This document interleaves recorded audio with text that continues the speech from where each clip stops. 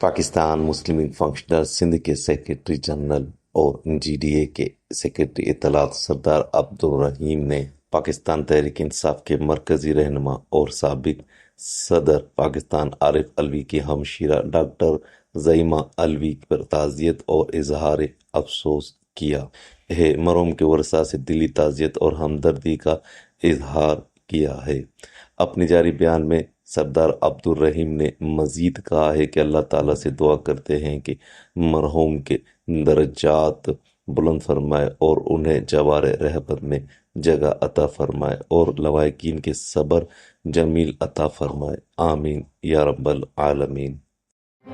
अगोड़े वजीर आला सिंध लियाकत अली खान जतोई जी कोट दाराब खान अहमद अगोड़े एमपीए मौज़म अली खान अब्बासी सां मुलाक़ात संदसि मासीअ जी वफ़ात ते ताज़ियत कई, गहरे ॾुख ऐं अफ़सोस जो इज़हार पिणु कयो।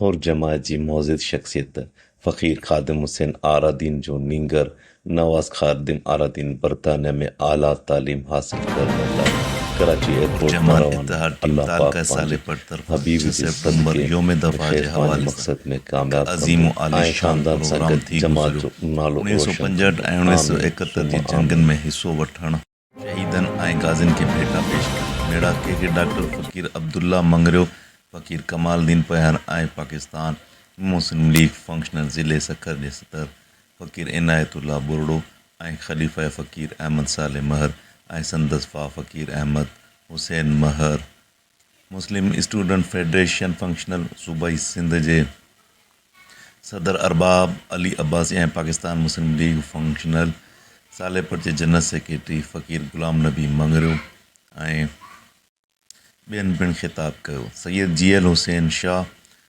फ़कीर महर सैयद असद अली शाह, फ़कीर नूर मोहम्मद महर ऐं फ़कीर हैदर मंगरियो ऐं हुर जमात वॾे अंग में शिरकत कई।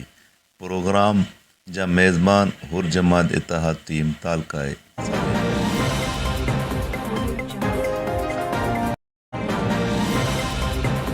ग्रैंड डेमोक्रेटिक अलायंस जे सूबाई अगवान साहबज़ादा मीर शाह नवाज़ टालपुर यूनियन काउंसिल गोंदड़ो में ग़रीबनि जे यार मज़लूम जे मददगार चेयरमैन लाइ ग्रांड डेमोक्रेटिक अलायंस जे उम्मीदवार मुख्तियार अहमद बुरड़ो खे यूनियन काउंसिल चेयरमैन लाइ टिकट ॾींदे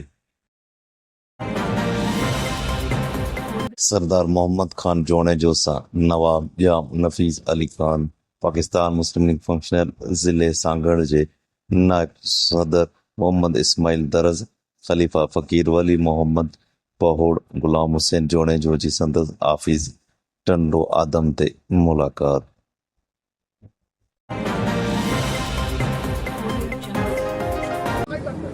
ये सिंध सॉलिड वेस्ट वाले हैं, उधर मुँह कर। ये देखो, ये नाले तबाह बर्बाद करने वाले सिंध सॉलिड वेस्ट हैं। इनको पैसा दिया जाता है घर घर से कचरा उठाने का। ये घर घर से कचरा उठा नहीं सकते, सारी यूसियां इन्होंने ठेका सिस्टम पे दे दी है। सिंध सॉलिड वेस्ट ने सारी यूसियां ठेका सिस्टम पे दे दी है।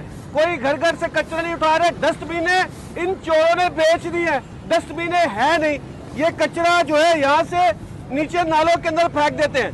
तो असल जो इस पानी को लोगों के घरों में गया, जो पानी आया, असल जो सिंध सॉलिड वेस्ट है, सिंध सॉलिड वेस्ट ने तबाह किया, सिंध सॉलिड वेस्ट ने बर्बाद किया। इनकी एक एक चीज, एक एक दो नंबर इनको दिखाएंगे हम इंशाल्लाह ताला।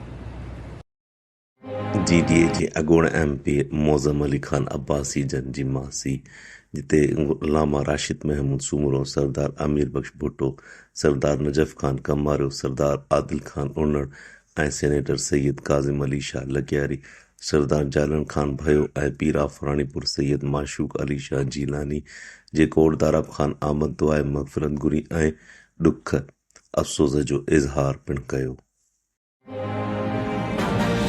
कराची किंगरी हाउस जे सियासी तर्जुमान फ़कीर कलीमुल्लाह वसाण सां संदसि नई मुक़ररु थियल आफिस में हाशिम संगत जे मुख्य ख़लीफ़े डॉक्टर फ़कीर मोहम्मद हाशिम ख़ासकेली, सरदार अली नवाज़ बेहण, प्रोफेसर हिंगोर जो असद अली जगसी ऐं घोटी कीअ जे मां सरदारनि जी मुलाक़ात मुख़्तलिफ़ मामलनि ते ख़्यालनि जी ॾे वठि।